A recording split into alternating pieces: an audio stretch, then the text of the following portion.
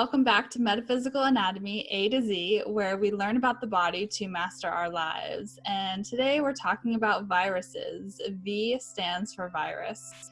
And this is a hot topic right now given the pandemic and the COVID all over the world. But not only the situation we're in, viruses is a big topic for our culture in general. There's large parts of the population that have Epstein-Barr, the monovirus, that suffer from herpes or HPV. And these viruses really live in our bodies until we deal both physically and emotionally with the issues that are present.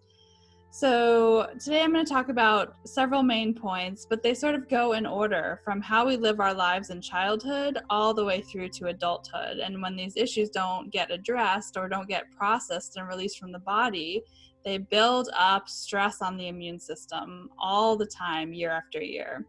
So viruses is specifically related to worthiness, feeling unworthy. And when we feel unworthy, there's often a situation of self-sabotage too, where we actually push away or sabotage things that are good for us or people that are good for us because subconsciously we're not used to deserving. We're not used to knowing that we can deserve and we do deserve those things. So starting with childhood, viruses are related to unmet needs. Feeling deprived of having your emotional needs met and having to cope with very little support, love, and protection from our caregivers, from the people that are supposed to care for us and love us the most.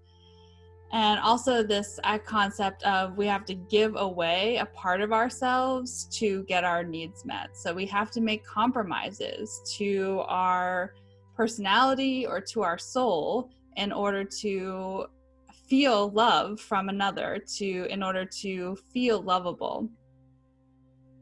Also, people that deal with viruses tend to have needy people in their lives. It might be one or it might be many, but whether it's a parent or a partner or anyone that's close in their lives, there tends to be an emotional neediness and even possessiveness.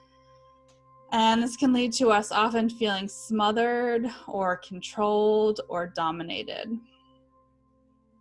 So we have it from both sides, dealing with needy people and having to sacrifice part of ourselves in order to keep those relationships intact, and we don't get our needs met. And this often leads to a fight instinct in the body. So we've heard of fight, flight, freeze kind of response. And often with a lot of neediness and with not having our needs met, our bodies want to fight. And then we're in this on mode all the time, this hyper vigilant, overactive nervous system to be vigilant so we can fight whenever we need to. We're ready. And this fighting leads to a lot of stress in the body. This feeling of being on guard at all times never lets the immune system repair itself in the way that it truly needs, never goes into that deep, healing, restorative energy for your cells, for all the organs and systems of the body that's so important when fighting viruses. So that leads even more to feeling drained, depleted, to this feeling of running on empty. And when we feel that taxed, it's very easy to get angry, to turn to blaming others, or even turning that anger and blame to ourselves because we know something is wrong, but we don't seem to know how to pull out of it. So all of these factors add so much stress to the immune system. So I'd encourage you to think about if any of these ring true for you. And if they do, some things to think about over the next week or so as you contemplate this are, can you exert personal boundaries in a new way? Can you play with saying no, where you actually feel like a no, but part of you feels like you need to say yes? Or can you say yes to things that make you slightly uncomfortable that might be more healthy that you would normally shy away from? So where are the boundaries between what you want and your outer expression in the world? A second question I'd encourage you to think about is, how can you change your relationship with stress? So the first step is noticing. Can you notice where you're in stress, where your nervous system is in a fight mode?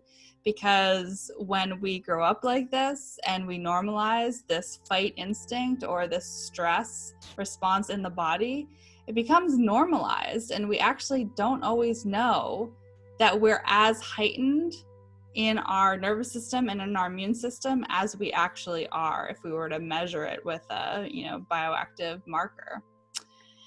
And then I would also encourage you to look at where you self-sabotage. So wherever the areas of your life that you're self-sabotaging, check in with worthiness. Check in with, do I feel deserving of this? And if you don't, I would encourage you to work with me or some practitioner to process through this worthiness or undeservability, because in fact you do deserve. And the more years you live holding yourself back from that, the more you feel stifled and controlled and pushed down. And that's not a happy place to live. We want to cultivate joy and freedom so that the body can be healthy and so that we can heal the old issues that we grew up with. So if you have any questions, feel free to reach out, and please also leave in the comments if you'd like any other topic. If you're suffering from any ailment or physical pain or condition, I would love to focus it directly for you. So hope you enjoy the rest of your day, and I will see you again soon. Bye.